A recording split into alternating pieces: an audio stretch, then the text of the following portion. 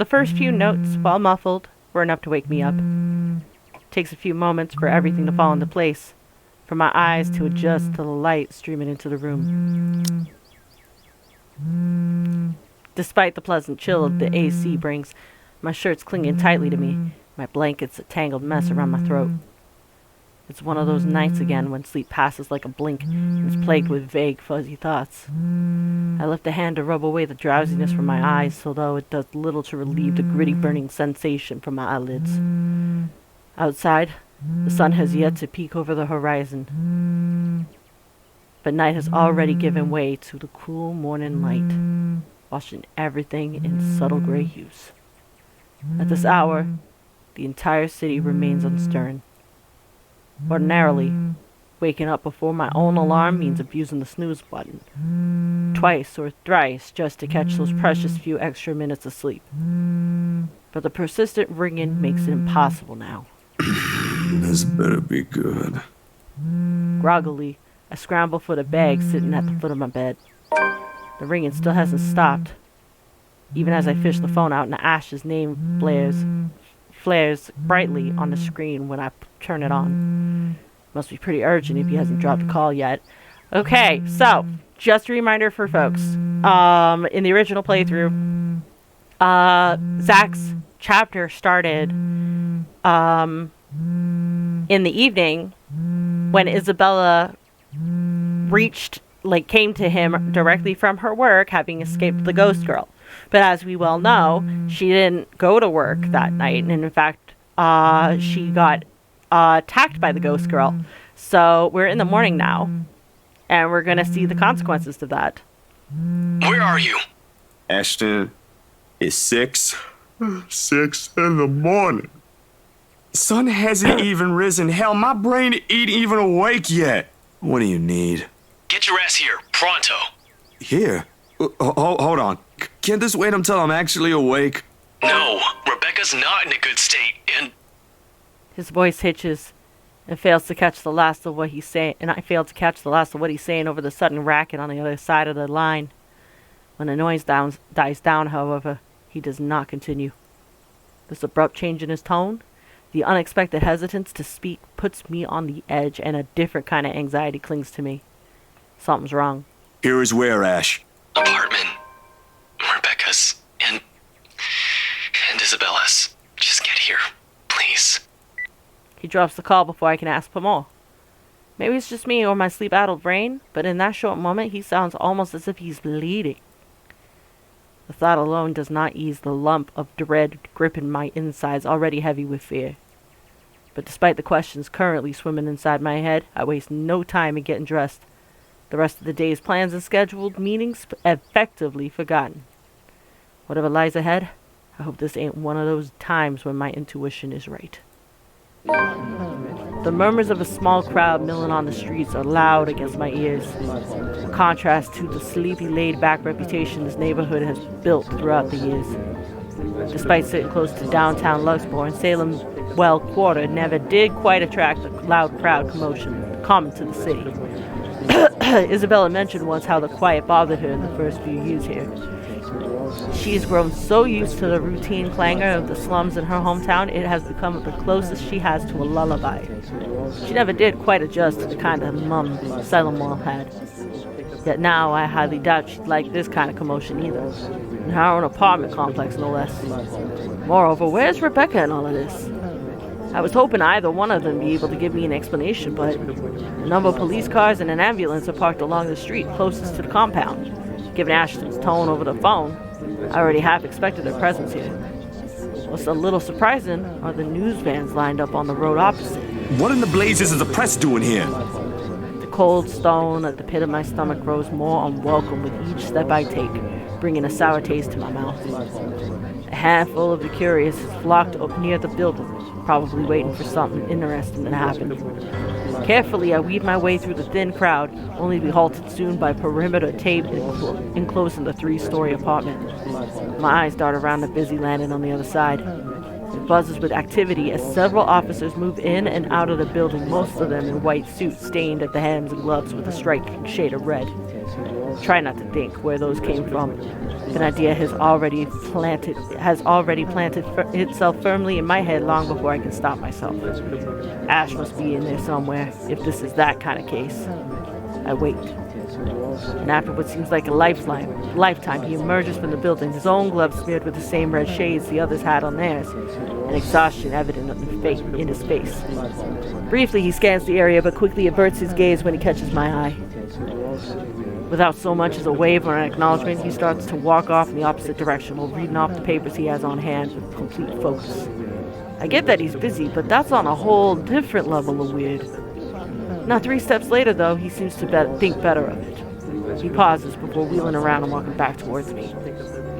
This kind of hesitance, while not unheard of from him, is only enough to fuel the sick dread clawing at my insides. He doesn't meet my eyes when he speaks earlier, either. Sorry you had to be greeted by this. You say that like this is something new to me.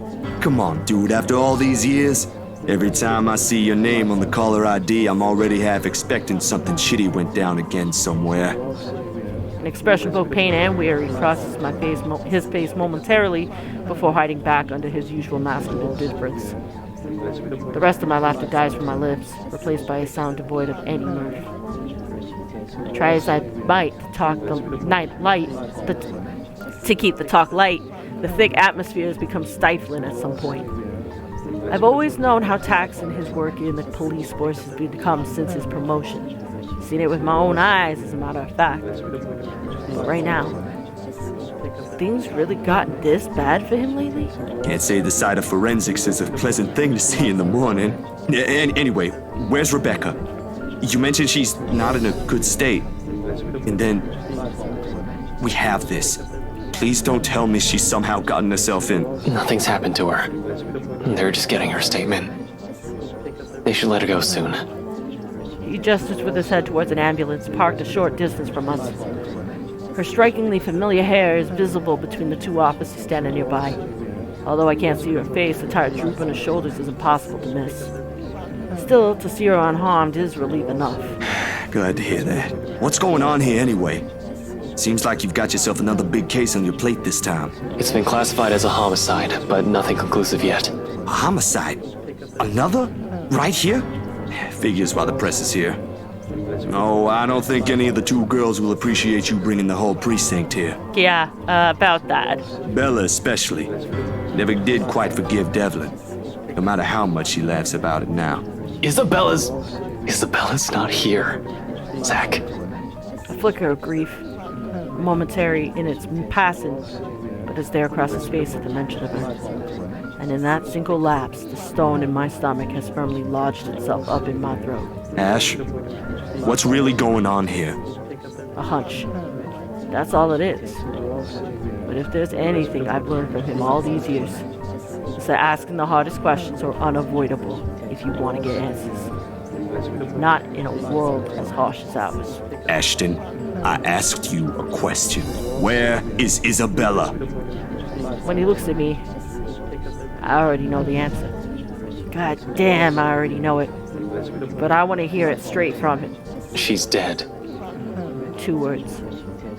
None of it registers. Dude, you know full well I find jokes like that in bad taste. If you need me curious about this, you got it done way before that came out of your mouth. Now answer the question properly. I already did. What else do you want me to tell you? The truth! Stop shitting with me and tell me what this is all about! God help me if no one tells me what's going on. I swear I don't have time for this, Zach. I've got a lot of stuff waiting to be dealt with right now. I need you to make yourself useful and stay with Rebecca after they're done with her. Ooh. Let me through. My hand's already on the tape, poised to raise it, but he's quick to move in front to bar me from crossing to the other side. It only serves to raise the ire bubbling in me. The tone he takes doesn't help either. I can't let you do that. This place is off limits until the investigation's over. It wasn't a request. Let me through. What could you possibly want to? You said she's dead! I want to see it with my own eyes, Ash! I'm not buying any of your bullshit until I've seen it with my own eyes! Now move aside! Or what? You'll break the tape? March in there like some criminal above the law? Because I'm telling you that's what you'll be once you do. And I won't be able to keep you out of trouble this time, no matter how innocent you are. Screw the rules! That is my friend in there! Just the other day I was talking with her. How can she be dead right now? How sure are you that she is? All I'm asking is proof, goddammit! It's not that simple. We're following a protocol here. And friend or not, you have to stay in line while forensics finishes documenting the victim's body and every fucking thing in the goddamn scene. Now back off, sit down, and let us do our work. Don't make this harder for us, Zach. What? You make it sound like you don't even know her. Ain't she your friend too? It's not that. You don't understand. Yeah, it's actually rather interesting that Ash is even being permitted on the crime scene. You would think that he would immediately be removed given the conflict of interest here. Right now, she's nothing but a dead body. We need to... All I saw was red. My anger subsided just as quickly as it erupted. The next thing I know, he's on the ground, nursing a bloody lip and a bruised cheek with an unreadable expression in his eyes. My fist falls to my side, limp and forgotten. The papers and photos he's been holding onto all this time flooded uselessly to the floor around us, as if to mock me. His rage would have been better. Far easier to deal with that than the wall he suddenly built up around himself. With it, there's only hurtful words and ugly truths. No puzzling guessing games that leaves you thinking for days on end. I shouldn't have let my temper get the better of me either. I want to apologize, say something to remedy the situation, but my mouth has gone thick with fear and remorse all at once. I can only look at my feet, no longer standing close to the boundaries I threatened to cross earlier. And that is when I see it. Understanding dawns on me, violent enough to shake me. With trembling hands, I reach for the scattered photographs off the pavement. Oh, damn! She was ripped open. A sick, burning feeling immediately rises up to my throat. Purely on instinct, my eyes move in every corner of the print, searching for any sign of tampering, for any discrepancy, for any hope that this might just be an awful prank. But try as I might, I can't find it. Ripped apart. There's no other word for it. She barely looks like herself. In fact, I wouldn't have known it was her if Ashton had mentioned something earlier. When I think of her, all I see is this person who has rarely ever lost a cheer in her voice. Often upbeat, rarely dispirited. Now she's nothing more than a mangled mess of blood and flesh and splintered bones. Her head's bent backwards, her eyes and mouth open in a silent, empty scream. A hole in her torso, big enough to expose her insides, gapes at me. It's as if a savage beast has torn it viciously apart and feasted on it, every organ mutilated and butchered beyond all recognition. Blood pools from the open wound, drenching her and the floor in a deep shade of red. I can smell and taste it even without being there. When I finally look back at him, Ashton's shoulders have gone rigid. His eyebrows are drawn in a tight frown, his jaws are clenched tight. I recognize the frustration, his frustration for what it is. It's not that Ash doesn't want me to see her. He simply doesn't want her to be seen in this state. This ain't how he wants her to be remembered. I struggle to find the words. Anything to fix this god-awful understanding. This ain't what we should be doing right now. But he only looks away as he pushes himself off the ground. Ash, I don't know what came over me. I won't be pressing assault charges considering the situation. I've got things to check with the other officers. But don't go thinking you can easily cross this line without me here. The other police types won't be as forgiving. Go check on Rebecca. She's probably the one who took it the hardest. Okay. Without another word, Ash gathers the papers littering the ground, ducks under the perimeter tape, and walks away without so much as a backwards glance. Doesn't even remember that the photos are still in my hand. In hindsight, I should follow him. I should follow him. Return these to him, apologize, and maybe attempt a decent conversation without butting our heads and getting into a trivial squabble of all this, of all things. But he's right, damn it. He's right in that we're not the only two people going through this. And right now Rebecca has to bear losing a friend all on her own.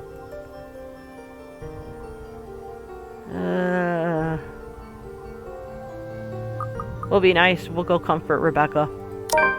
Apologies can wait. At the moment, Rebecca needs someone at her side.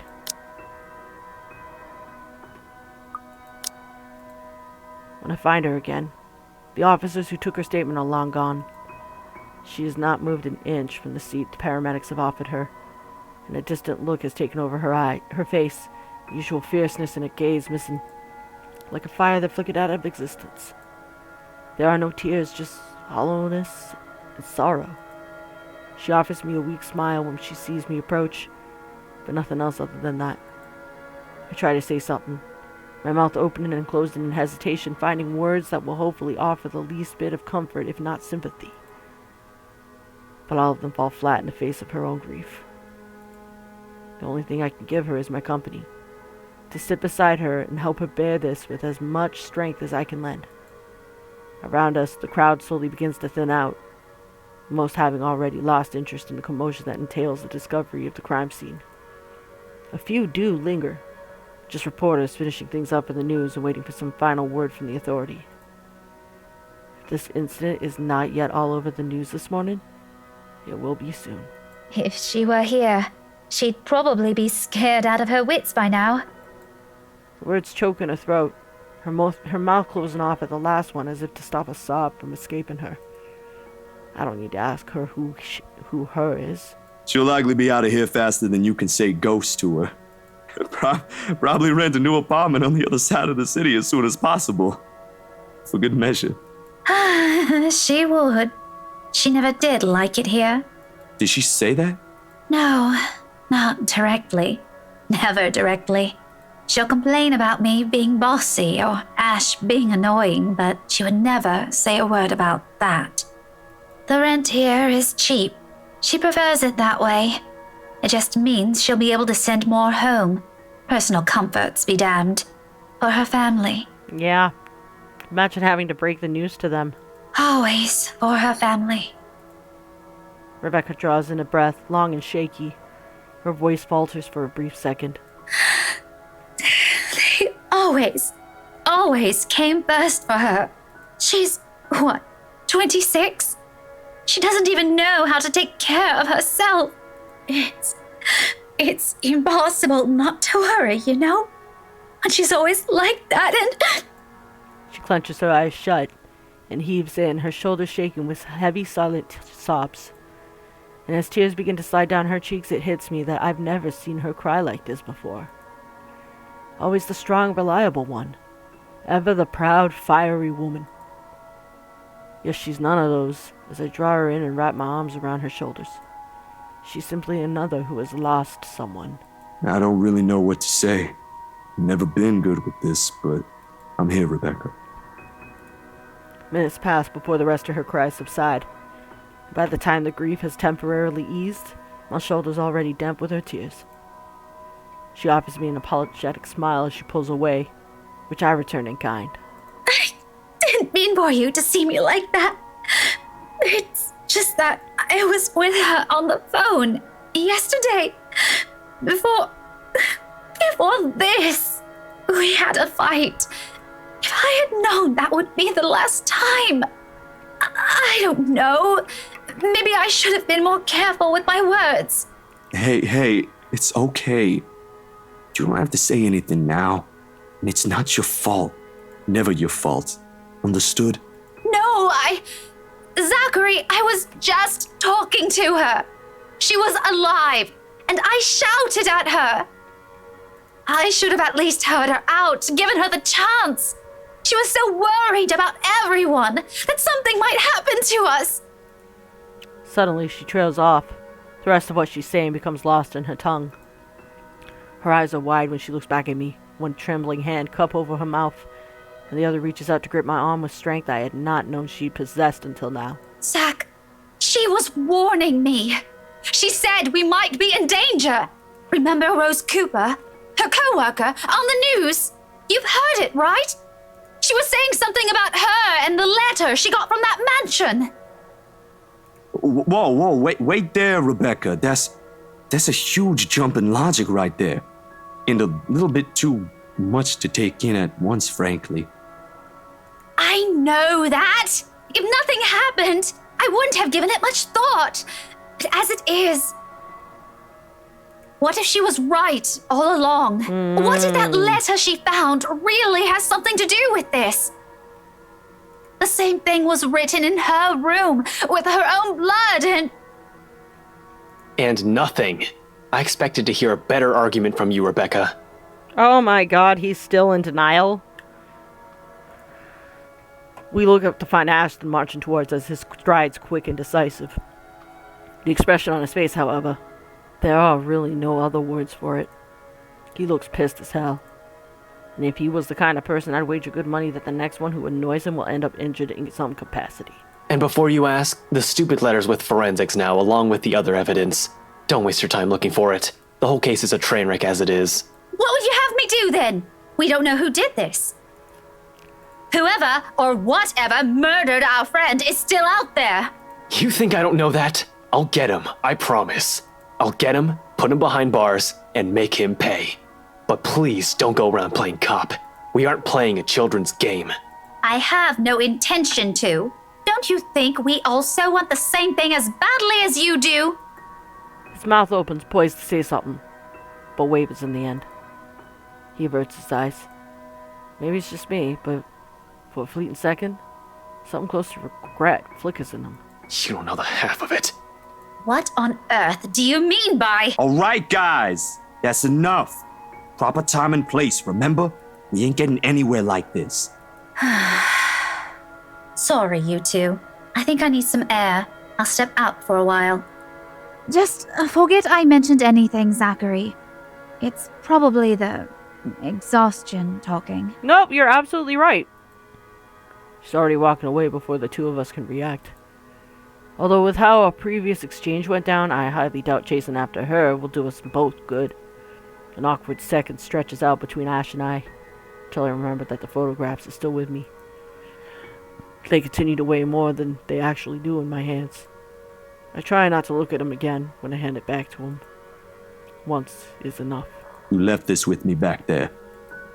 Recognition slips across his features before he walks over and takes them off my hands without so much as a thanks. Neither of us speak while he clips it all back into the file.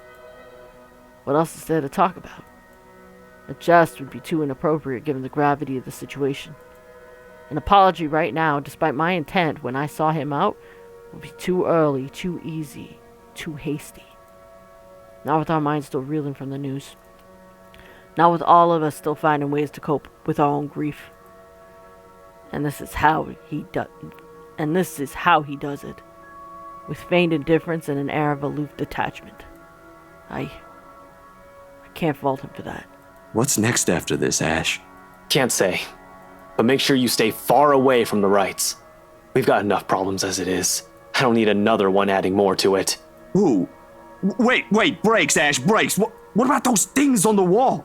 Maybe she's right. Maybe it has something to do with what she's been telling us all this time. You saw the contents of the paper. What if it's... Don't go thinking that the stupid letter is related or even a clue. This has more to it than some curse, damn it. I should have paid more attention. If I knew this would lead to this, I have to go. I'll leave Rebecca to you. And as I watch him walk away, a different kind of worry weaves itself into me. Ash can handle himself. He's proven that time and again. The way he carries himself at the moment, his frustration, perhaps even anger, now seeps into his every word. Years ago, early in our acquaintance, he said keeping a cool head is a priority in his line of work. Letting things get too personal should be the last thing that should happen in any case he's handling. Believed him then. Now with everything as they are, I hope he remembers those words himself. Miss Wright, Hannah herself though. She ain't particularly bad the way the press makes her out to be. Bit too forward for a married woman maybe, but not as bad as what's on the tabloids. Not that I ever read those. Ashton would give me flack for just staring at one. Rubbish, he called them once. I think he's just pissed because they often put the local police in a bad light. Although with a life as public as the Wrights, no wonder it's the woman who often gets the crappy end of the stick. Can't help but feel sorry for her. She's a real nice person when given the chance. Heck, she might have even ended up friends with Rebecca and Isabella too, if they weren't living worlds apart. Probably.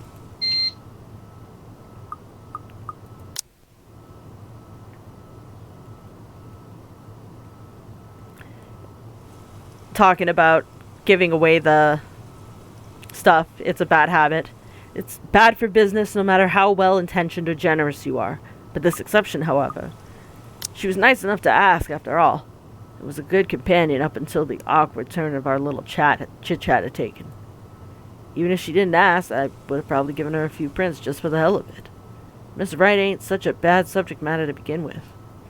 And maybe it's just me, but for someone who has everything at the palm of her hands, all the money in the world, a loving husband, and a plenty big mansion to call home, she's lovely.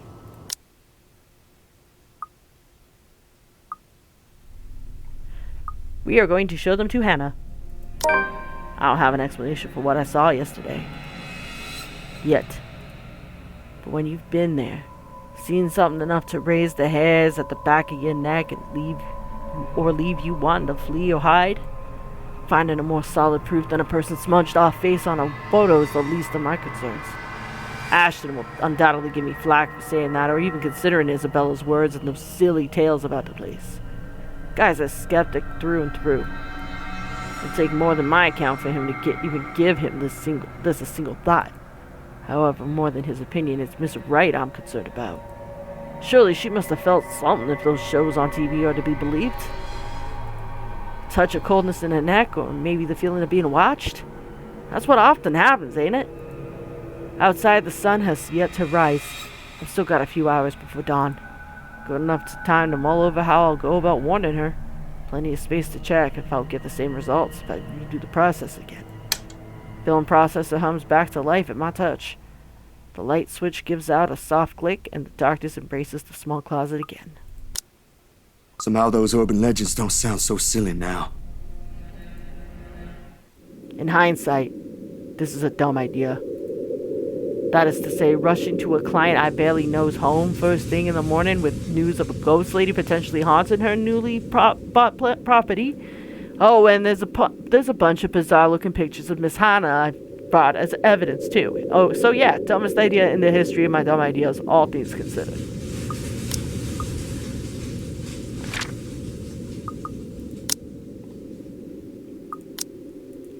Traveling to the outskirts of Anselm Village at the crack of dawn with only my bike as company, equally so.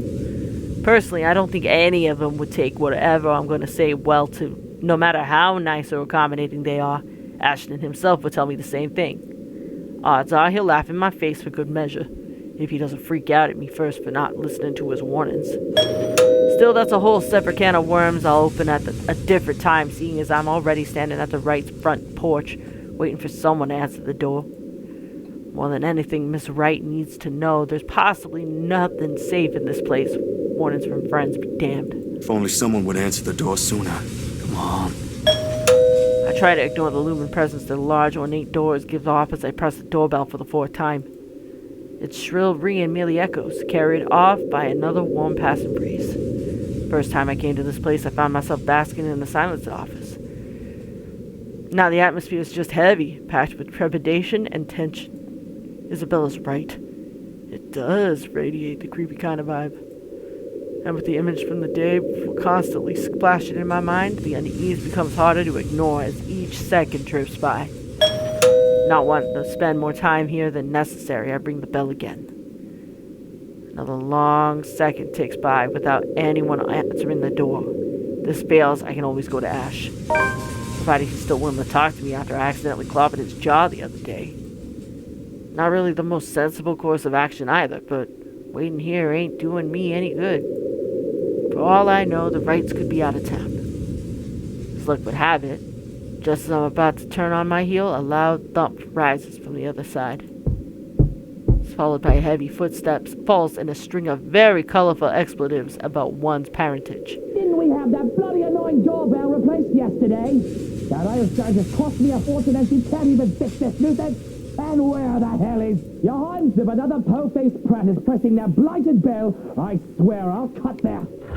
Door swings open and a very irate Mr. Wright greets me, his partly ruffled appearance a clear testament to how early the hour is. And who might you be? I don't recall asking the movers to show up this early. I was prepared to face Miss Wright, the butler more so. But Mr. Wright, I don't quite know what to make of him yet. I only caught sight of him yesterday as he's directing the movers. Although, from how exasperated he sounded, then he seemed more like he was yelling. More yelling was done than actually giving of directions. Needless to say, I'd like to believe those instances ain't all there is to the guy. Miss Wright, at the end of the day, did marry him. Standing for him now, though, is a different story altogether. Despite the difference in our respective heights, he managed to make it clear that he is the one looking down on me, not the other way around. An apology instinctively forms on my mouth before anything else when he arches an eyebrow at my lack of response. Well, that's not exactly why I'm here, Mr. Wright, yeah? Right, of course, the one and only. And what can I do for you this fine morning? Have I seen you somewhere before? Bloody peasants all look the same to me. I'm actually... It doesn't matter. I don't care. I've got someplace important to be at today. Just spit out what you want or be gone. I haven't got all day.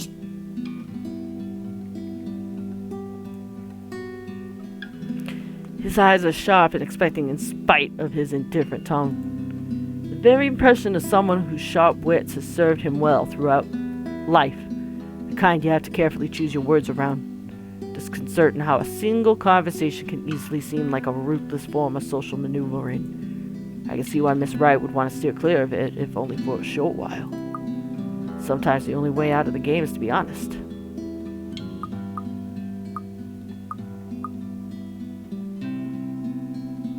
I'm in luxury living, sir.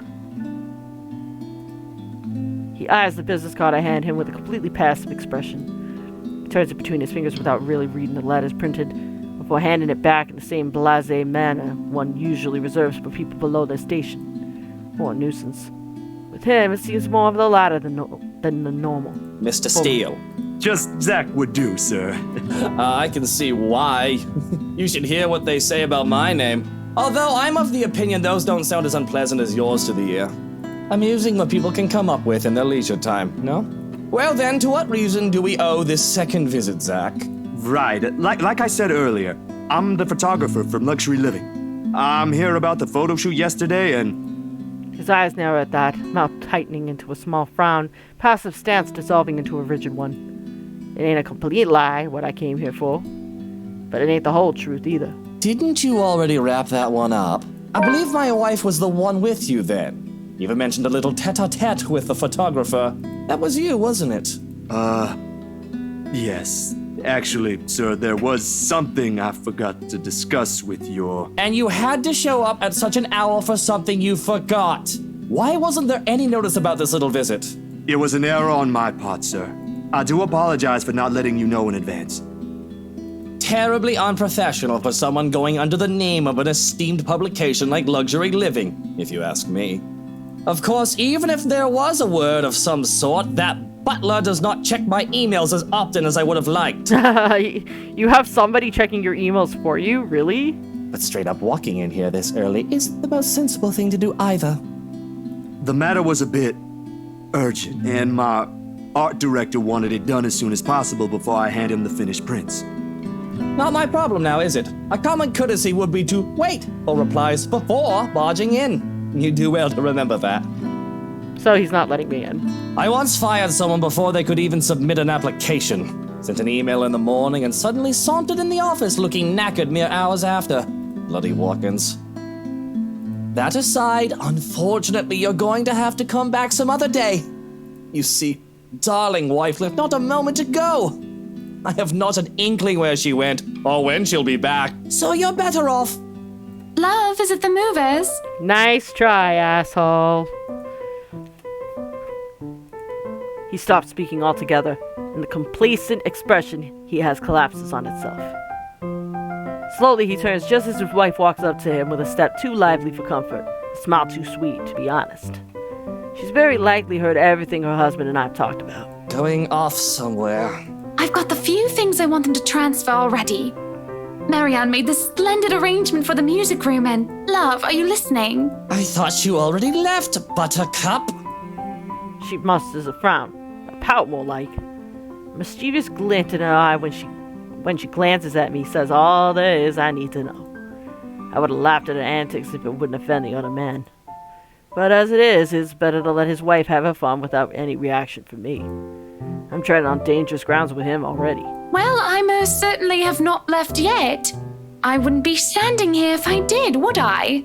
Of course you wouldn't be, darling. But don't you need to be somewhere else today? Something with Marianne? Shopping, girl, things? Oh, I'll be leaving in a few. Unless you want to join us. No thanks, darling. I'm afraid my liver, it's killing me today. Ooh! Well, then maybe stop drinking. I thought as much. You needn't have to worry. I'll be gone in a few. It's just that I heard we have a visitor. What kind of person would I be if I didn't greet him before leaving? A very gracious one, I'm sure. Zachary, right? Zach, it's a pleasure to see you again. Likewise, ma'am. I was actually looking for you. Is that so? What for? A huge display of unprofessionalism is what it's for. Shush, darling. Let the man speak. I'm sure it isn't anything like that if he has to come all the way here, yes? It's about yesterday. The photos you asked, I mean. The copies are ready, but... My hand still is as I'm about to fish the prints out of my pocket. Short second passes, that which strikes me now how I didn't think this through at all. How I'll go about telling her regarding the strange photos, or revealing this to her in the presence of another person. Her husband gazing over us like hawks doesn't provide any sort of comfort either. And just like that, all the words I've been practicing to say on the way here inevitably fall stiffly out of my mouth. Miss Wright must have noticed my hesitance, because shortly she gives her husband's arm a gentle squeeze, a tender smile gracing her face. Unlike the first, this one is meant to appease. Love, I think Hansi might need some of your input for the final guest list. Could you check on him, please? Bollocks! Why in all Luxborn do I have to be there? Doing tedious jobs are what he's being paid for. Because if we end up with people whose faces you do not want to show up in our housewarming party, we won't be hearing the end of it. It's a very good point. Smooth, Hannah, smooth. Unless a heavy dose of liquor's involved. You know what the doctor said about that. Please do poor Hansi and your liver a favor, He can handle that on his own, Buttercup. And my liver is doing just fine. I'm sure it is. But I don't know, love. I think I caught a glimpse of the name Mitch Lakes, was it? I think it was Mitch Lakes on it when I checked with Hansi earlier. You should see for yourself. It was quite a list. Who put that blighted twat in there? And that's why I'm asking you to look over it before I do so tonight. Very well. But even with that promise, he doesn't appear ready to leave. Short of passing through their doors, he stops and glances back at me, all without bothering to hide the distrust in his eyes. Luke, dear, I'll be fine. Go back to your butler. I'm not some pregnant wife you have to worry about. Oh. Fine. I have to go to that little ankle-biter's career day later anyway. I don't see why I have to go there. Kylie's your goddaughter. And yet, she has you around her little fingers, darling. That's basically the same thing. If he ever has an answer to that, we don't get to hear it above the heavy shut thud of the door makes and Miss Wright's own weary exhale after she's sure her husband's out of earshot. She's nothing but apologetic when she fixes her gaze back at me, and I can't help but return the same to her. I am so sorry you had to deal with that.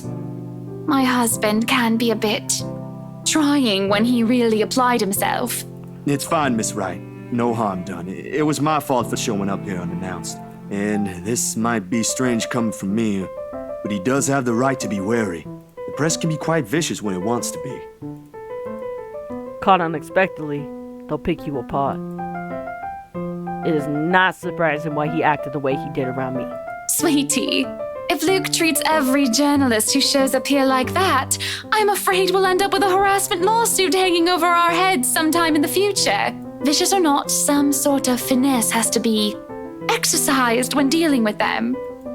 I'm sorry, I hope that wasn't too offensive. Not at all, Miss Wright. Besides, I don't think an interior design magazine would be interested in who harassed who this week.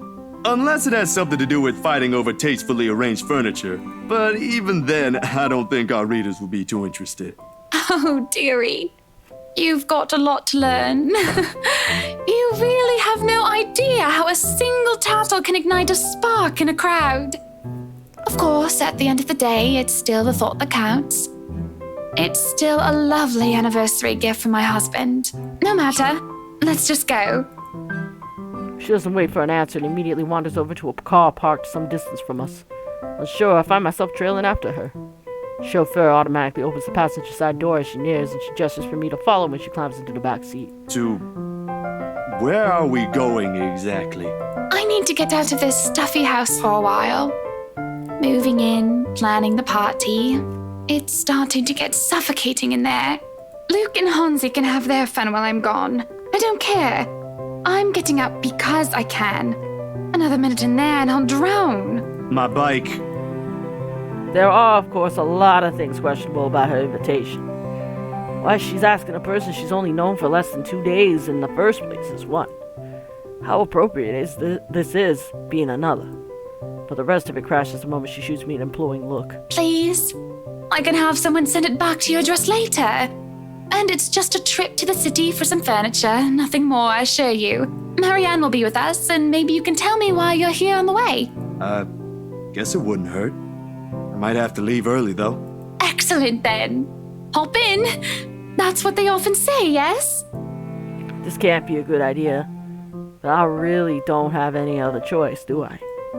Especially with the way her eyes light up when I agreed to it.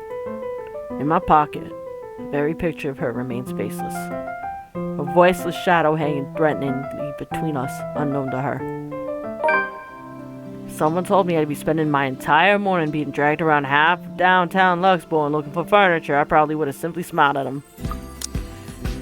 Disturbed, Zachary decided to show the photographs to Hannah herself. He was greeted by a wary Luke Wright upon arriving at the mansion. Just in time, Hannah appeared to save Zachary from further interrogation. At her request, Zach accompanied her to Luxembourg City. Then perhaps even giving them a good friendly pat on the shoulder and wish them a nice day. Not that I find anything wrong with this at all. On the contrary, this is most definitely a nice change of pace after weeks of getting bogged down by several freelance gigs and shutting myself inside my apartment whenever I can. If only the weather would be a lot nicer. Kind with less sun and more clouds, perhaps? With the mid-morning sun slowly beating down on us as high noon approaches, I can see why Mr. Wright skipped out on this trip. The bright side is, the whole thing seems to have put Miss Wright in a less somber mood. After the fifth store, her pace is considerably livelier, her gestures less guarded than the ones she displayed at the mansion earlier. The presence of another person might have helped as well. Although Miss McCullough seems less dispositioned to small talk, preferring to keep to herself most of the time and let Miss Wright lead us wherever. She did acknowledge me with a small nod when we were introduced earlier. But that didn't make standing outside the store out together any less awkward while we wait for our client to finish her inquiry inside. So, interior design, huh? She cast me a sidelong glance before returning to her notes again. Her pen scratching faintly against the paper in quick successive strokes. Ah, there goes that. I did say I'm not good at starting or keeping conversations going, didn't I? She doesn't look back up again, and I take that as my cue to stop any attempt to strike in dialogue with her and keep myself occupied with some other thing. Except what we have here is just Luxembourg and its busy streets. People going about their day like normal, cars moving in and out of sight, heading to who knows where. Nothing remarkable, really. Ease with which a person can fade into the background here is reflective to the kind of city Luxembourg will always be, but the humdrum's one thing I learned to live with. Needless to say, it doesn't usually stay that way. There are times where it would come alive, make itself known, and reassert itself back to the world. However, those moments are few and far in between. Then again, With what graces the news channels lately, I'm starting to think it's going to happen sooner. Can't say I'm looking forward to what it'll bring.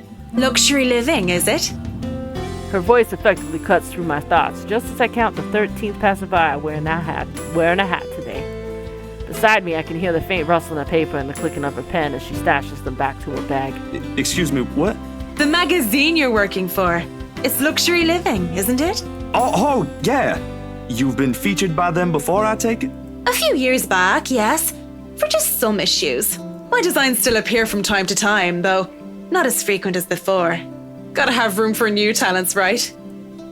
May not show on her face, but the pride is evident in her voice. Good folks, the people running the publication. Tell me, is DK still on the editorial team? Nah, I wouldn't know. I've only started taking jobs from them this year. Freelancer, you know. Good man, that guy. Anyone in our field should meet him. He had a lot of things to say about art, all of them relevant. Learned a lot from him, actually, even if we both came from two different fields. I hope he's in a good place. I haven't talked to him in a while. Anyway, your portfolio must have been good if they gave you the job. They don't easily assign big features to freelancers like this. I wouldn't say I am, but experienced, you know? The more you practice it, the more you learn the tricks of the trade. That kind of stuff. I know what you mean. Still, you've got to keep up with the competition. Each year, a new talent emerges, and, well, you never know. Clients can be a bit fickle-minded with their choices. Believe me. Speaking of, do you think you'd be up for a new client after this? Think so? Depends on how big the project is. She reaches into her bag again, this time to pull out a business card which she hands over to me. When you're free, send your portfolio to Chris. He's my assistant. He's been looking for a decent photographer to help with updating the studio's portfolio. Nothing urgent, but the sooner the better. Not sure if I'll have the time to squeeze this in. But, alright, I'll give it a go once. Marianne, could you look this over for me?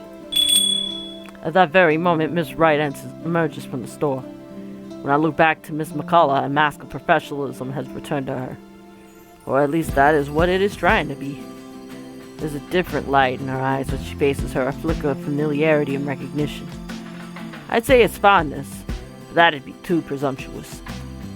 Whatever it is doesn't last and is briskly swept under the firm tone her voice assumes. Definitely.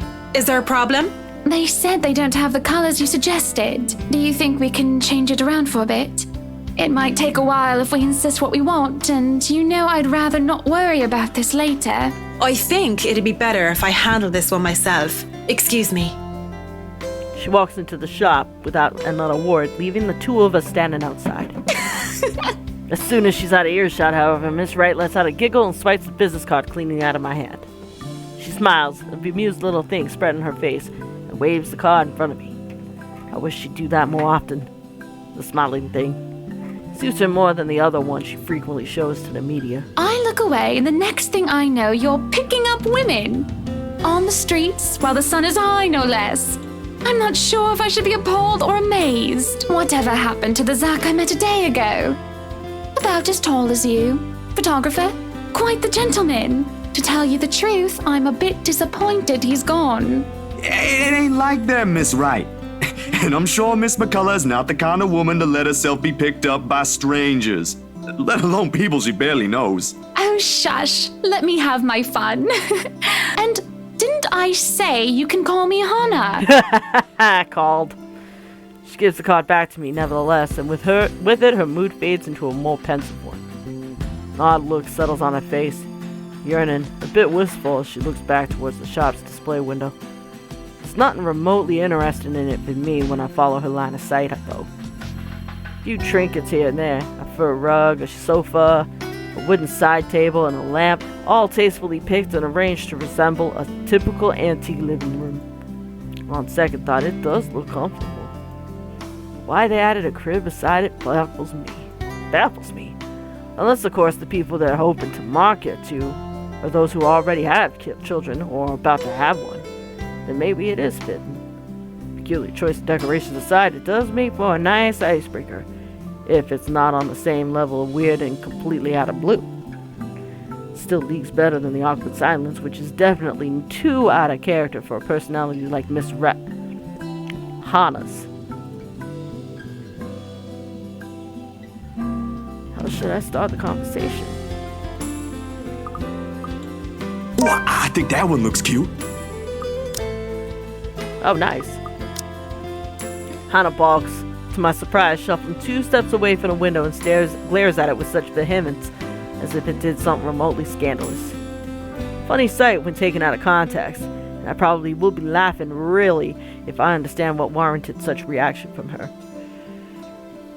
I think this is actually where she bought the crib, because she mentioned that in her chapter. I wasn't looking at the crib. I wasn't really talking about the crib, Hana. Very good then. But it wasn't the crib, all right. Alright, I get you. But that's not it. Honest. I was just saying the stuff that was on display there looks nice.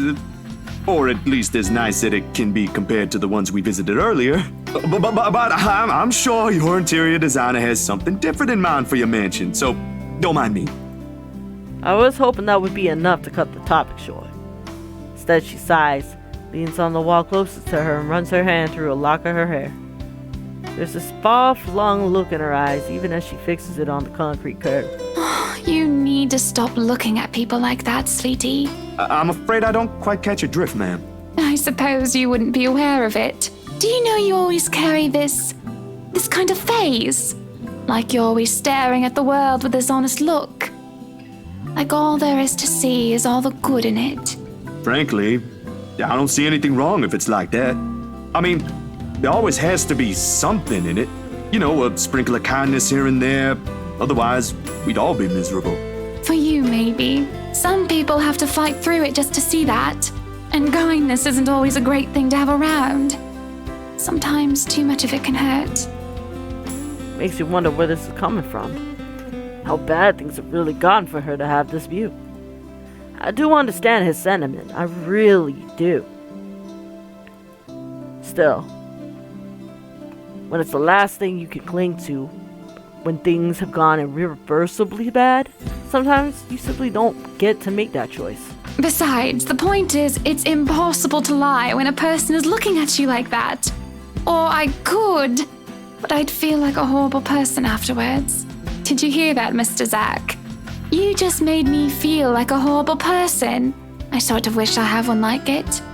Just so people would stop lying to my face. Or you can start by being honest with yourself. It shouldn't be quite hard. Friends don't lie to each other, don't they? I guess so. So what was the lie?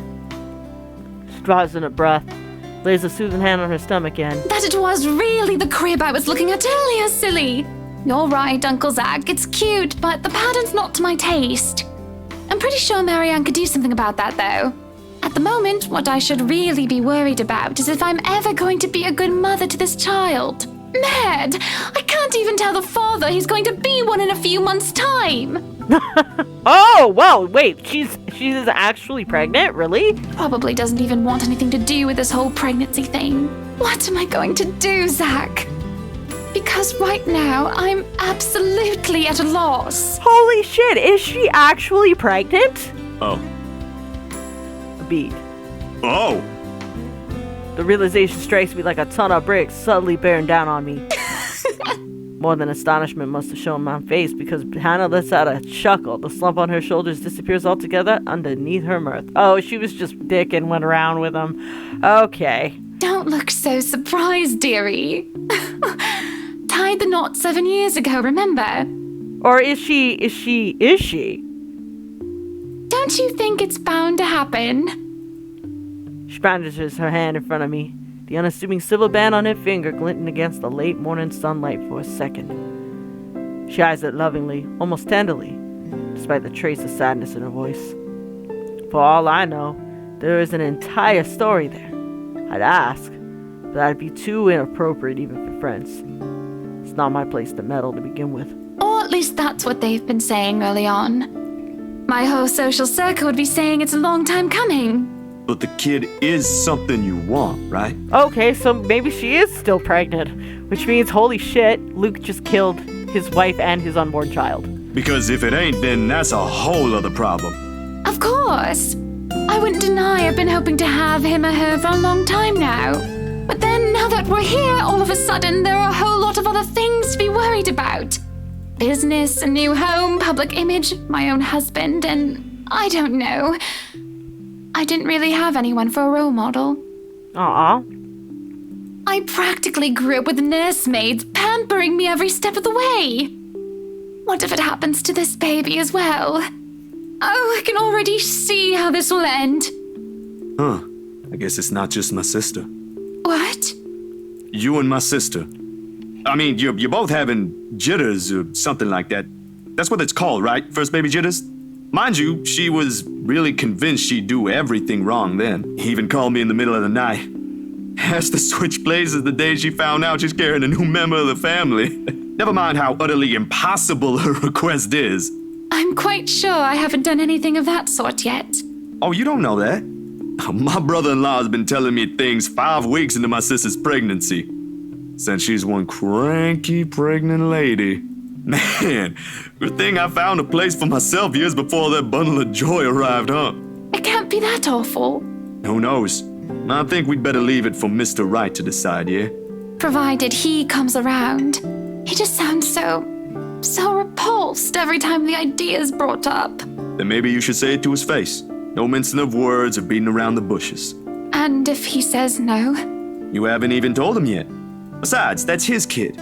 Don't people usually say fatherhood changes men? I wouldn't call myself a living testament, of course. But there ought to be something that will hit him in that idea alone. True, but trying to baby trap him isn't exactly a great idea either. That said, the fact that when she told him that he would actually make a great father in the alternate timeline, he actually looked really happy, and that's actually very telling. He wants to be. I think he's just terrified. A wrecking ball would be nice.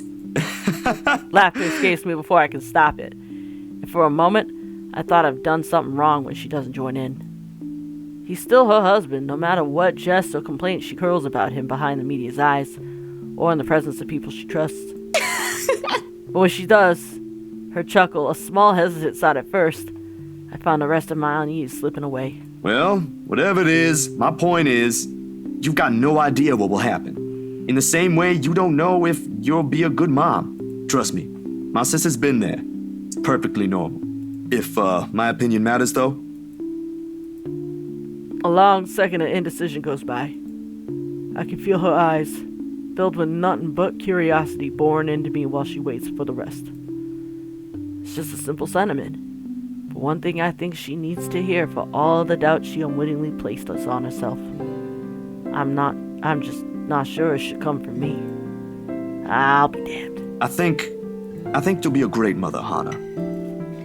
If she has an answer to that, I don't get to hear it, nor does she get to say it. As soon as it's out of my mouth, the bell hanging over the antique store door chimes, and out comes Miss McCullough. For more than one reason, I have never been so relieved our talk got interrupted. Everything's been taken care of for tomorrow, Mrs. Wright. We'll have everything you requested delivered early. I've left them instructions, but I may have to visit again right before your housewarming party to check for a few things. I hope that's acceptable to you. More than Marianne. This is a little early to say, but you did marvelous work with the mansion. I can't wait to see all of it come together tomorrow. I'm only doing my job, ma'am. Needless to say, it's always a pleasure to hear a client is satisfied with my work. Nonsense! You have every reason to be proud. I know you've already established your name here, but I'll still make sure word gets out, of course. I think I've got a few friends who might be interested in decorating their homes. I'll see if I can introduce you to them tomorrow. I really don't want to impose, Mrs. Wright. There's still a lot to be done, and I'd rather be keeping an eye on it myself. You know well enough I'll still do it. You too, Monsieur le Photographe.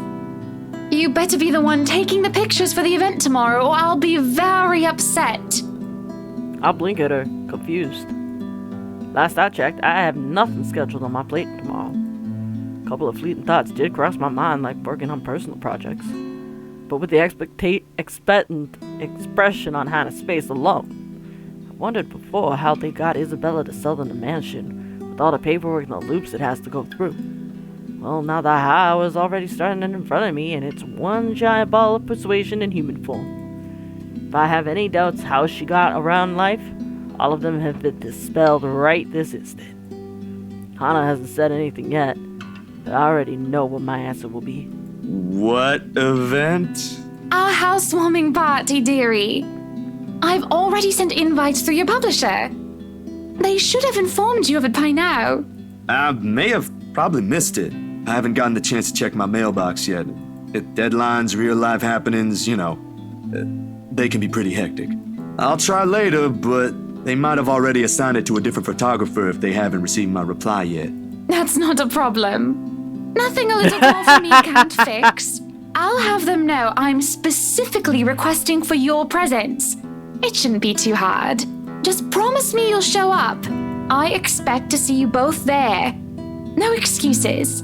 Good company, good music, good food. Of course I'll be there. Lovely. I hope we have that settled then. I'd love to stay and chat, but unfortunately I have an appointment scheduled with the doctors after this. You two will have to excuse me. Are you feeling fine, ma'am? It's nothing big. There's a short while in which her hand faintly touches his stomach when she says this. Her smile, as she does so, a tender thing in itself. She might never let it cross her mind. Motherhood would suit her. Kid's already loved even when he or she has yet to have a sense of the world. Candid moments like this, I wish I'd brought a camera full. Sorry we had to cut this short. I'd love to have lunch with you two, but, well, you two know how it goes. It's quite fine, Mrs. Wright. I need to get going as well. Is it somewhere far from here? I can have my driver drop you off on the way. No, please. There's no need for that, Mrs. Wright. It's just within the city. I see. What about you, Zach? We did leave your push bike at the mansion. Don't worry, I'll have someone bring it to your home later. Nah, I live within the city too. A few blocks from here, in fact. I only visited earlier because... The photos. Damn, I have completely forgotten about them. My hand grazes the side of my pocket where I kept them this morning. Sure enough, they're still there, waiting for the whole world to see them. Because? Zach, sweetie, you're zoning out. Miss Hana, earlier, at the mansion. Should I still show her the photos? Yeah. I think it would be better if you take a look at these yourself. Seeing is believing, right? I reach in my pocket and pull out the photos, handing everything to her. Recognition flitters across her face when she reaches for them, and I have to stamp down the tiny twinge of regret in my stomach for having the gall to show it to her. Only it cuts deep at the instant both her and Miss McCullough's expression changes. And it's not a good look. To say she's repulsed would be a total understatement. All this time, Miss Hannah's been nothing but direct, saying what she feels, expressing what she wants. Away from the glamour and the camera lenses, she's a whole different person. But as she goes through each of the pictures, I can't get an easy read on her.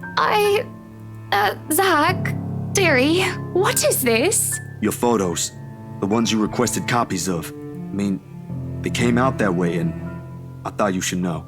Oh, I get it. You know, I've heard before that artists can be a bit weird. Have you ever gotten that kind of comment, Marianne? Not in my line of work, I'm afraid. Or ever, Mrs. Wright. I'd rather keep my personal hobbies away from my actual work. Less stress that way. Well, I suppose it just never crossed my mind that the saying applies to you as well, Zach. But talent's what's important, As long as you make good art, it doesn't matter. Oh, no, you see, when we had that photo shoot yesterday, there was something. I wouldn't say I don't appreciate it. I did ask for copies, darling. Oh my god. But would it be possible for you to give me normal-looking ones? Preferably with my head intact. I admire the effort you took to edit this, though. It looks authentic. But I didn't edit it, that's the thing. Frankly, if I show this to some other person, they'd probably believe those silly rumors about the mansion. Good publicity, but not the kind I'd want for my new home. So please. She drops them back in my hand like the very surface burned hers. If you could redo this, that would be wonderful. I'm positive you can do a better job than the one you just showed. Just try to keep the edits to a minimum, Yeah, I can, sure. You can take your time, of course. And speaking of time, I really must go. She leaves without so much as a wave. I don't have to take a guess. I know I've dismayed her, or in her words, weirded her out. Beside me, Miss McCullough shakes her hand. What are the odds I've also ruined my chances with the job she offered earlier? Very high, I'd say. It's a foolish idea in the first place. Miss McCullough departs shortly after Miss Wright has taken her leave, muttering something about getting a quick lunch before fetching Baruthiel from Chris. I don't know what or who this Baruthiel is. Must be important for her to be in this kind of hurry. And well, she doesn't seem to be fond of small talks. Something we can both agree on. Yep, all the way down. Lunch sounds good. Or a walk around the city, maybe? But with the sun as high as it is now, nah. And after how things with Miss Hana went, I simply can't muster the appetite for anything at this moment. If I don't do anything with it now, I have this impression it will rear its ugly head again. And by then, things might be too late to fix. I made that mistake with Isabella. Look where that got us. What other choice do I have? Ash? Rebecca? In all likelihood, all they'll give me is a pat on the back and a Z-Man, go get some sleep, you're at it again from Ash. There is one person, though. Damn, I should have thought of that first. As it turns out, I do have another choice. Oh! New scenery! I'm not a religious person. I won't identify myself as such. Or rather, I can't. Sure, my grandparents didn't have to force me to go weekly. I'd happily join them. In fact, most of my childhood Sundays have been spent attending service. Simply that, as you get older, the more experiences you get, form your own beliefs on your own becomes easier, for the lack of a better word. And at one point, it just stopped. That kind of thing. Nevertheless, I hold no disdain for it. Sometimes it does help. When things are really, really bad, when the dreams won't stay where they should be. Talking does. A bit. It's also a good thing Father Norman's, well, he's not completely the pious man you typically expect. My unlikely friendship only probably happened because he's the kind of guy who's cool with the young ones, as he so aptly puts. And he is, surprisingly. Makes him easy to approach. Maybe he has something to say about the photos as well. Won't hurt, since I've already gone ahead and went to Anselm at daybreak on my bike. At the very least, I know I won't get shouted at by whoever answers the door. Unless someone does that inside a church. I highly doubt it. Despite its age, the Luxborn Church is a thing of wonder in itself, with its high vaulted ceiling and intricate stained glass windows.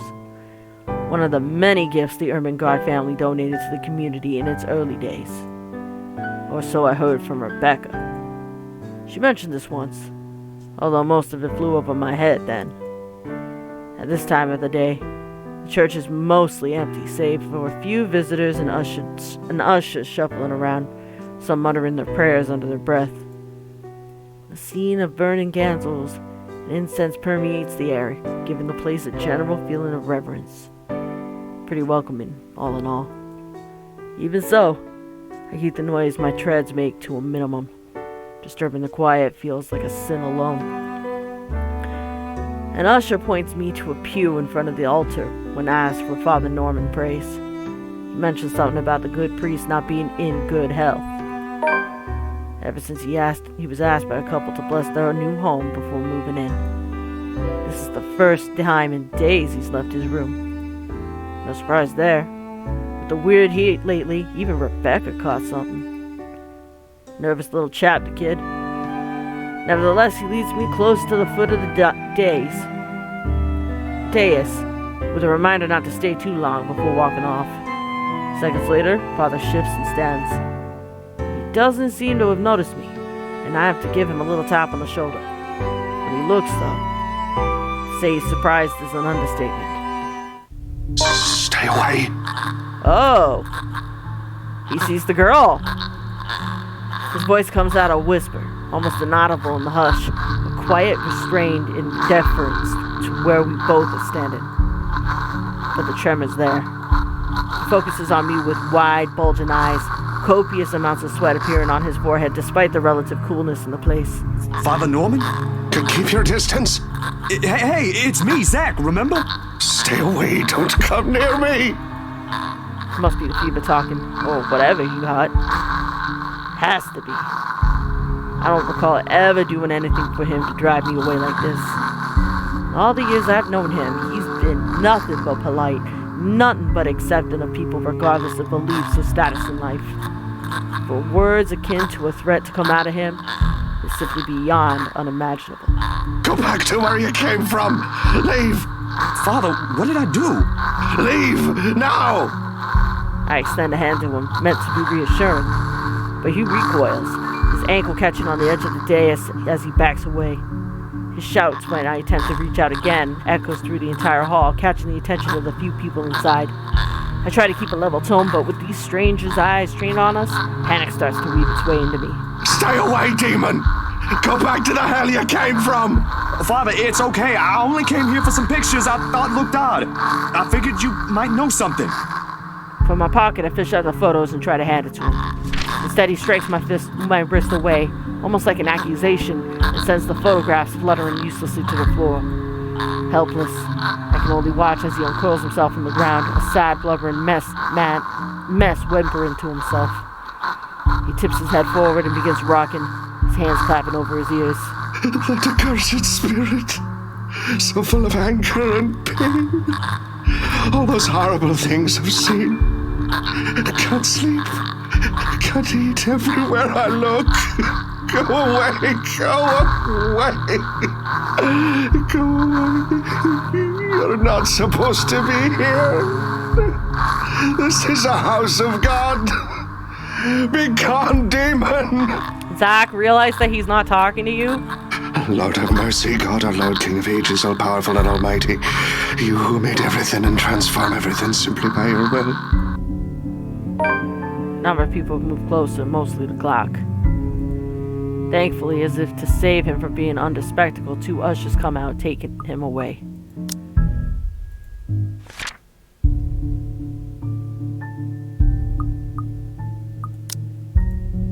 One of them, the kid from earlier, shoots me an apologetic look. Can't even return it to him. Anxiety is a powerful thing, a firm little notion that clings, eats, and consumes you. I can still hear his prayers even as they drag him away. May he keep at bay and vanquish every evil power, every poison or malice invoked against us by corrupt and envious people. Then under the protection of your authority may we sing in gratitude. Rings, hums in me as I am left to pick up the pieces of this chaos. Back to square one we go. If there is salvation in this, I hope we find it soon. The moon is well into the night sky by the time I make it back home. My heavy treads and the sound of traffic outside echo in my ears, filling the empty room with some semblance of life. Nana would scold me if she ever hears me walk like that, but after today I really can't give a damn about everything. The mattress creaks under my weight as I unceremoniously flop down on it and find myself looking at the paper under my grip. As promised, Miss Wright had my bike delivered back to my apartment. Found it parked in the rack downstairs with an invitation and a note tacked to it. In fact, be there, it said. If only it were that easy. It'll give me a chance to talk to her about the thing in her house. With a sigh, I let my hand fall to the side of the bed along with the invitation. I'll think about it tomorrow, when my head ain't muddled with thoughts of headless women and the haunting smiles of a ghost. Belatedly, it occurs to me I haven't eaten anything since I left this morning, and an empty, gnawing ache makes itself known, but I can't bring myself to stand up. Today was a complete waste of time, and frankly, a disappointment. I don't like this. The lack of certainty, the disquiet, the lack of stable ground to stand on, the part where I do not know what will come tomorrow. Ever since that damn letter, everything's been thrown out of loop. I wish everything stayed the same. Routine would have been easier to make sense of than this. Closing my eyes, I let the noise from the street below lull me to sleep. Sorry guys. At the very least, that's the one thing that hasn't changed. London Bridge is falling down, falling down, falling down. London Bridge is falling down. My family. The sentiment's a little hypocritical when you think about my little talk with Miss Wright the other day. Lock him up, lock him But that's up. just how Take it is. the key and lock Maybe it him really up. is better if I just... Hey, mister. One of my friends, she left us because of her. What if she's just sad? Or maybe she just wants help. That's what happened with Melody. I let her borrow my crayon when she left hers. Now we're playmates. It's not really the same thing, Kylie. What she did, they're pretty bad things. I still think there's another reason. Did you try talking to her? That's what Mama said I should do. I don't think that'll work either. You haven't even tried yet. You sound like Rowan. You're just scared, mister. That strikes a chord. Leave us alone! What did we do to you?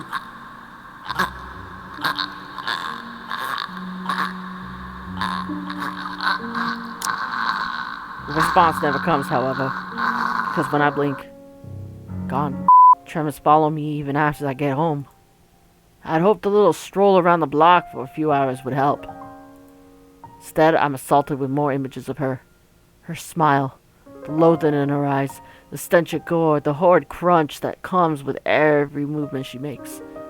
Even old memories where I have been sullied by her, and Ma's song no longer sounds as sweet as it was meant to. In the end, all I got is a sinking feeling I will never be rid of her image. And another ridiculous idea that may or may not even work. The sun's already hanging low on the horizon when I make it back, and for the first time, coming home feels more like a chore. Only I didn't arrive to an empty room, because as soon as I open the door, I am greeted by none other than... Sup, Z-Man? Whatever proverbial stone must have made a home in the pit of my stomach automatically flies out the window at the sight of Ashton. Sitting comfortably on my couch, munching on a bag of chips with both feet propped up top the coffee table. Common sense dictates I should throw him out. Any person of the right mind would. But like many other things I've gotten accustomed to, I simply take it in stride. Yeah, in the original version that I did, Isabella was alive and she was sitting with him. I never did bother turning him away the first time to begin with. Ash, how many times do I have to tell you not to call me Z-Man? And stop breaking into my apartment! Call the cops on you, but doing that feels like a joke in itself because you are one. I didn't. You gave me a key the last time I did that, remember? After the last one you broke, I can't keep replacing the knob just because you think it'd be amusing to lockpick the hell out of it. And hey, is that my... Ash smirks at me because, of course, he has the gall to smirk knowing what he did. He pops in what's very likely the last piece of chip into his mouth, folds the wrapper neatly on the table before throwing it in the nearby trash. Behind me, the television starts blaring the music for the end credits of a movie. He's likely been waiting for a while if he's gotten impatient enough to rummage through my cupboards and watch something. You ate all of it! I was saving that one for the weekend! I'll replace it. What exactly is this about? In an instant, he sits up, every trace of amusement gone from his face. He clasps his hands in front of him and leans forward. A minuscule gesture meant to ease, yet the grim expression on him tells a different story altogether. Has everything been alright with you lately? Anything odd? You saw me last night at the housewarming party, Ash. Pretty sure I'm doing fine. I'm not asking about that. Remember the letter thing Isabella's been yapping on about? I'm asking about that kind of odd. I look at him. Gaped, more like. His serious expression does not waver, despite the perplexed look I shoot him. There is a brief second I let pass as I wait for the heavens to fall somewhere. It doesn't come. Sky still bathed in vibrant reddish hues as it waits for the night to arrive. Luxborn is still the same busy city, and everything in my room still appears as it did a second ago, including the unnerving ticking of my clock wall. But if Ashton, calm, cool, collected, always logical Ashton, takes interest in this, something or someone must have fucked shit up somewhere. Well, the dreams, they're a lot worse than usual. Actually, hang on.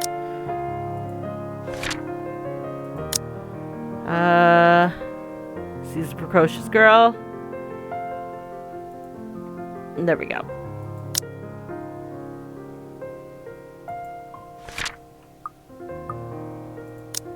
There's a woman now, ever since we saw that letter.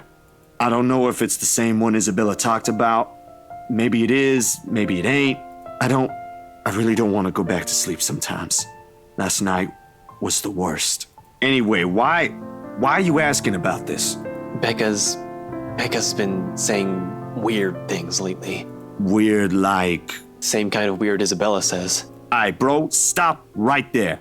I thought you didn't believe in this stuff. I still don't, but even Rebecca, out of all people, claims there's something.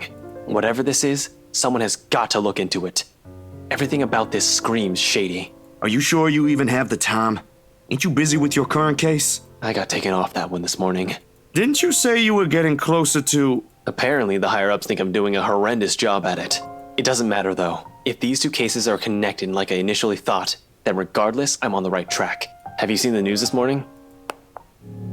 He grabs the remote, cycles through numerous channels until he gets to the news report about another guy who's been found dead in the early hours of the morning today. And, of course, I knock over a bottle. Sorry about that, guys. Burned alive this time. Oddly, no fire has spread, and whatever damage has been contained with the place the body was found. The room itself, however, has been completely vandalized. Help me. Help me. Help me. Another murder, the authorities claimed. If only they knew. You think this is... I don't know what to think, Zach. He rises from the chair and begins pacing the length of the room, lacing his fingers roughly through his hair. I just know there's something. There must be. There has to be. Fuck!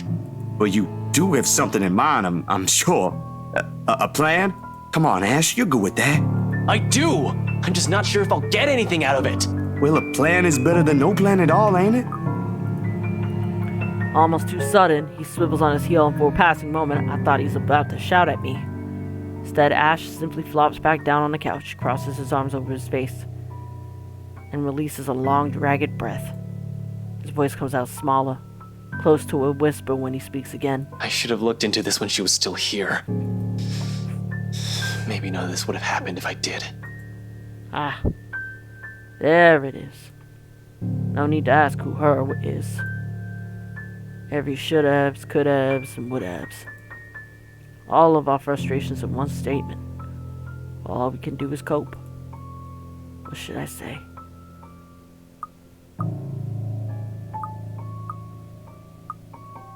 Rebecca and I are still here. Yeah, it's fine. We'll manage, one way or another. Don't make it sound so easy. We have no idea what we're dealing with here. I ain't saying it will be, but we gotta do something, yeah? Make sure this doesn't happen to anyone else. He grins. None of it reaches his eyes, but it's a start. We got to start picking up the pieces somewhere, and hope everything will turn out for the better at some point. And Ash, well, frustrations aside, he's always preferred taking matters into his own hands.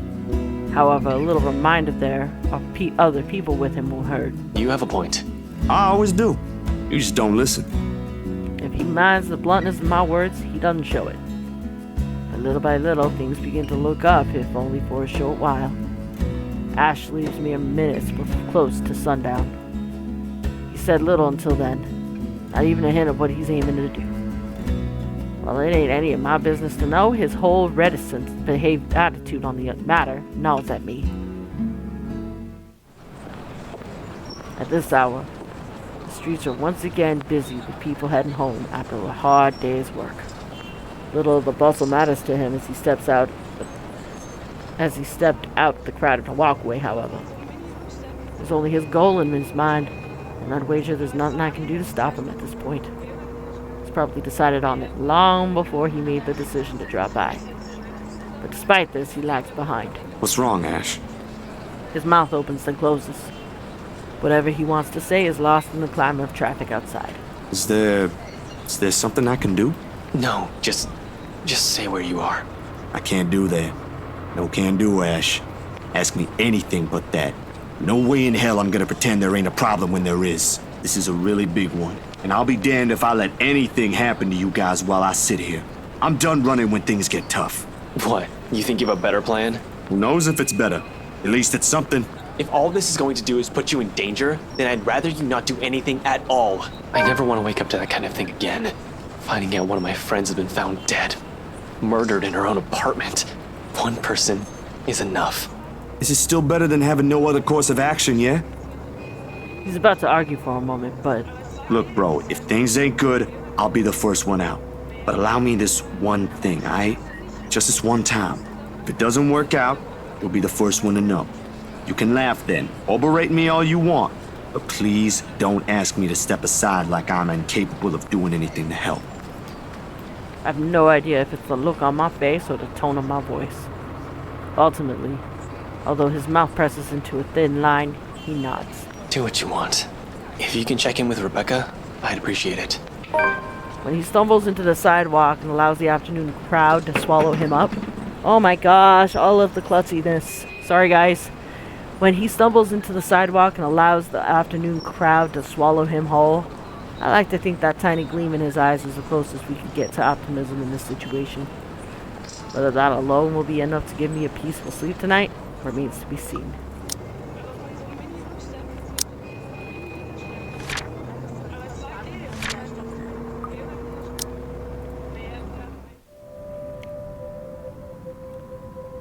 Night falls. Despite my best attempts, sleep continues to elude me. Skip. Though, if I'm going to be honest, it is not the night terrors that have me keeping me wide awake, but the anxiety and the hope I'll hear from Zach soon.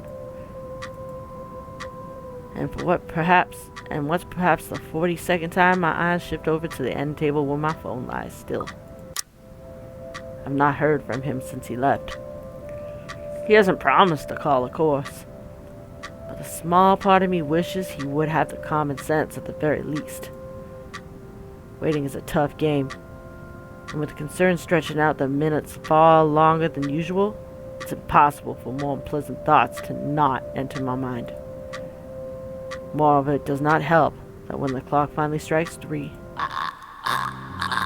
Leave! Leave now! There's nothing here for you! There's a brief moment of silence after. For a short while, I think my pleas worked. Then with no warning, the shuffling resumes, and along with it are the sobs of a woman.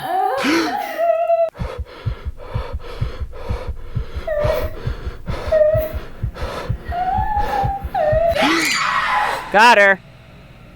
Light flashes, fleeting one last time, allowing me a glimpse of her grotesque, misshapen features before it is once again lost in the darkness.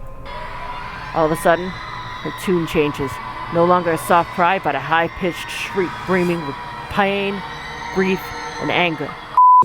Even if Ash is not here, I've still got to let the Wrights know what I've seen, what's in their home, and whatever grievance Ash has with them doesn't matter.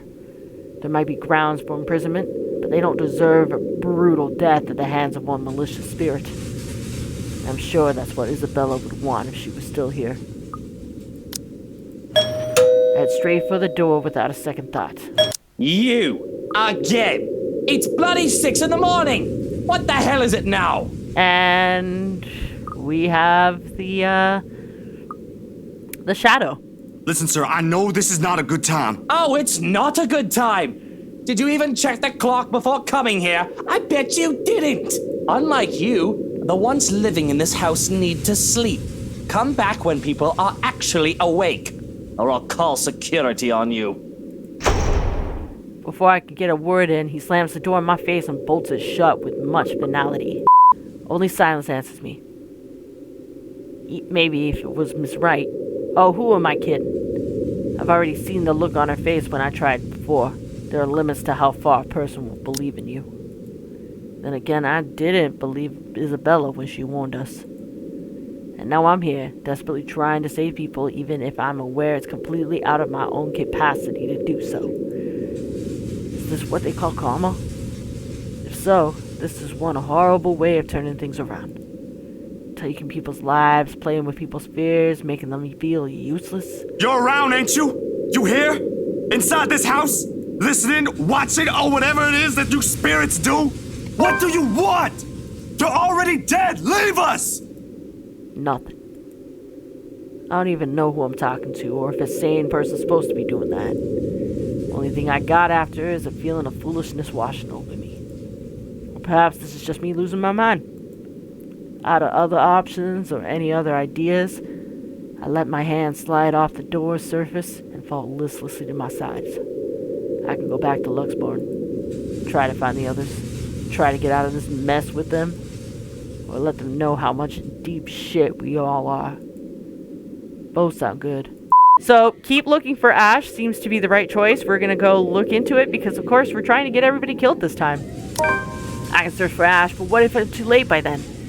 With how big the place is, he can be anywhere, and it's very likely by the time we come back, someone's already bit the dust.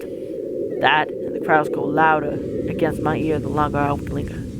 Almost impossible to ignore, drawing me in like a moth to a flame. For a moment, I let myself shudder, shaking the uneasy feeling off my head. This can't be a good idea, not by a long shot. Still, I gotta try. Searching takes a while. Eventually, I find a branch with the right distance and height to reach the window. Climbing the tree to get to it, however, is a whole different story altogether. I haven't done that since I was a school kid, but even then it's a struggle for me. I do manage to make it work, however. After a hard battle, a few bruises and scrapes to my arms, I'm hoisting myself up the window and falling right through the room when the panel suddenly gives way. The awful putrid smell assaults me before the pain from the fall itself, and I have to fight the urge to puke right there. Oh yeah, the murder room. But what welcomes me as soon as I collect myself from the floor and open my eyes only serves to push the vomit up my throat. Miss Hana? Paleness has overtaken her body. Her limbs and face begin to bloat. And blood. So much blood. How many hours has it been?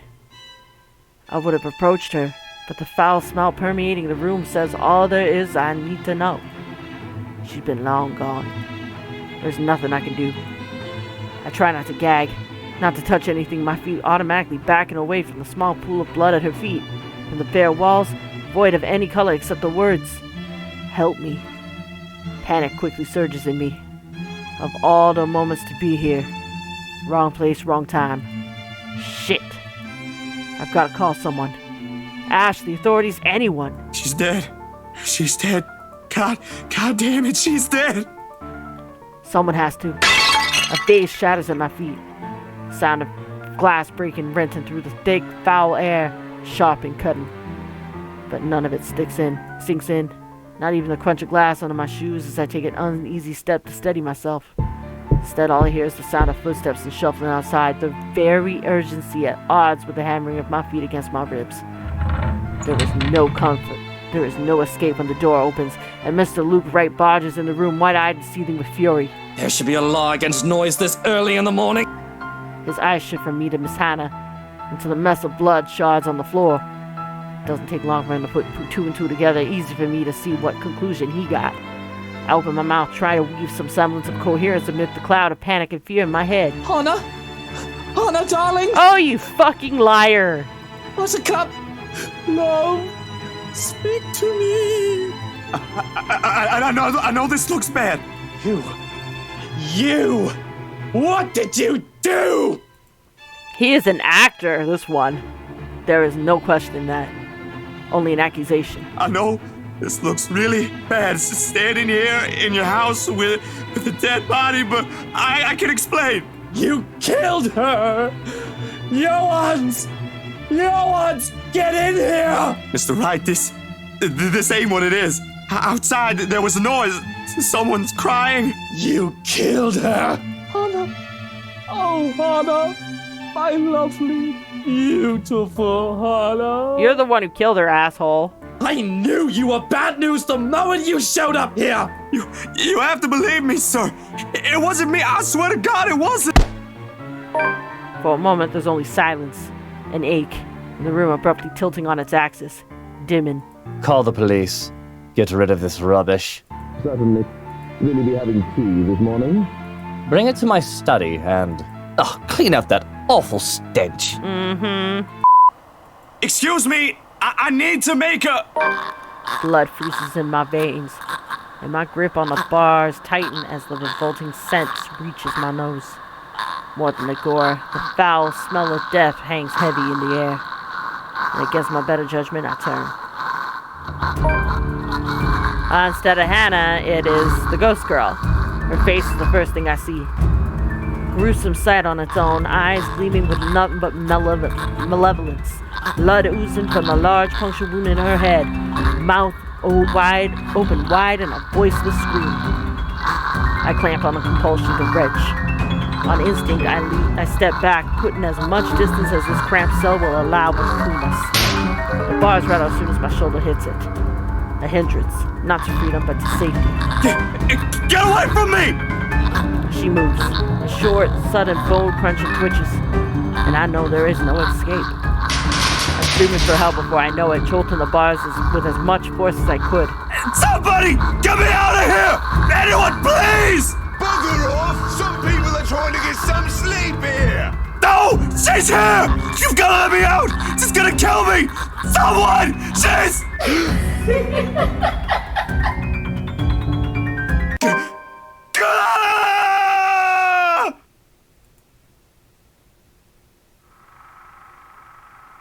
And I've unlocked the same memory fragment.